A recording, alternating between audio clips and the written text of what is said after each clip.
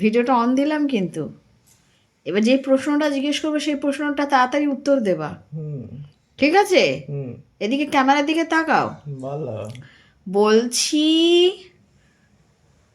তোমার বাবা তোমাকে 1,00,000 টাকা দেবে বলেছে, বাকি আমার কাছ থেকে টাকা নিয়ে তোমাকে দিতে বলেছে।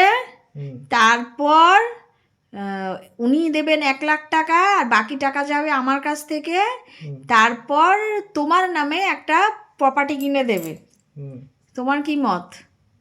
আমার দরকার নেই। মানে দরকার নেই বলতে কি 1,00,000 টাকা নেবে না? 1,00,000 দরকার নেই আমার। দরকার নেই, তাই তো? তুমি আমার সাথে কি হ্যাপি? হ্যাঁ।